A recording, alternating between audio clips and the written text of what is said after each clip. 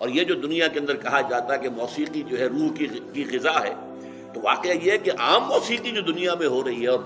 بد نصیب جو اس وقت کا دور ہے، یہ پاپ میوزک جو ہے،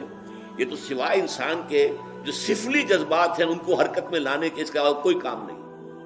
پرانے زمانے کے لیے ایک موسیقی ایک ہوتی تھی جو سنجیدہ ہوتی تھی، اس میں یقیناً یہ ہے ایک بڑا فرق میں آپ کو بتاتا ہوں۔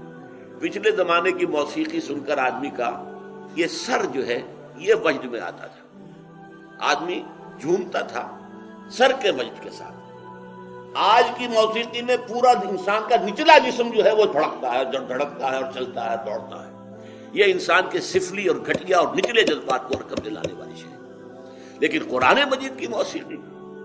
زین القرآن باصواتکم من لم یتغن بالقرآن فلیس منا وتغنوہ، اس کو بڑی غنا کے ساتھ پڑھا کرو۔ اور یہاں تک کہ آپ نے ایک صحابی حضرت ابو موسیٰ اشعری رضی اللہ تعالی عنہ، ان کو اللہ نے بہت عمدہ آواز دی تھی، جیسے بعض صحابہ خوبصورت بہت تھے۔ حضرت دحیہ کلبی رضی اللہ تعالی عنہ بہت حسین انسان تھے، چنانچہ حضرت جبرائیل جب انسانی شکل میں آتے تھے تو حضرت دحیہ کی صورت اختیار کر کے آتے تھے، دحیہ کلبی۔ اسی طرح صوت جو ہے، صوتی آہنگ اور اچھی آواز، یہ اللہ تعالیٰ نے حضرت ابو موسیٰ اشعری کو عطا فرمائی تھی۔ تو ایک مرتبہ حضور رات کو گشت پر تھے، آپ نے دیکھا حضرت ابو موسیٰ اشعری کے مکان کے قریب سے، مکان کیا ہوتا تھا، حجرے ہوتے تھے چھوٹے چھوٹے سے،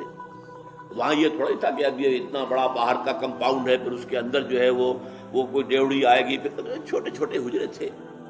تو حضور حضرت ابو موسیٰ اشعری کے حجرے کے بعد کھڑے ہو کر قرآن سنتے رہے۔ وہ قرآن پڑھ رہے تھے رات کو تہجد میں، اور جس کیفیت کے ساتھ پڑھ رہے تھے تو حضور کافی دیر تک کھڑے ہو کر سنتے رہے۔ پھر اگلی صبح فجر میں جب ملاقات ہوئی تو حضور نے تحسین فرمائی، یا ابا موسیٰ انک قد اوتیت مزمارا من مزامیر آل داود، اے ابو موسیٰ اشعری، آپ کو تو اللہ نے آل داود کے سازوں میں سے ایک ساز عطا کیا۔ حضرت داؤد علیہ السلام کو اللہ تعالیٰ نے لحن داؤدی مشہور ہے، بہت اچھی آواز، حسین آواز دی تھی۔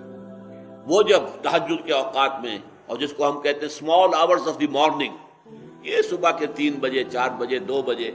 جب وہ اللہ تعالیٰ کے حمد کے ترانے جو ہیں الاپتے تھے، تو قرآن مجید کی گواہی یہ ہے کہ پہاڑ بھی ان کے ساتھ وجد میں آ جاتے تھے اور پرندے بھی ان کے ساتھ آواز میں آواز ملاتے تھے۔ یہ تاثیر تھی لحن داؤدی کی حضرت داؤد علیہ السلام کے پڑھنے میں۔ تو حضور نے فرمایا جیسے اللہ تعالیٰ نے حضرت داؤد کے گلے میں ایک ساز رکھ دیا تھا، وہ ساز کوئی باہر کا ساز نہیں ہے،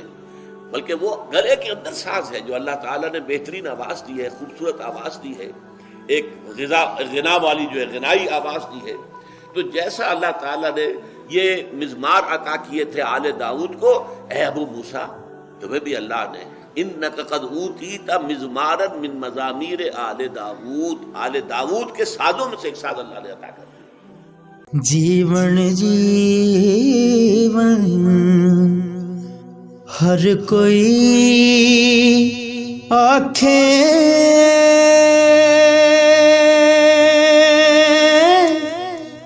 موت کھڑی سر اتے،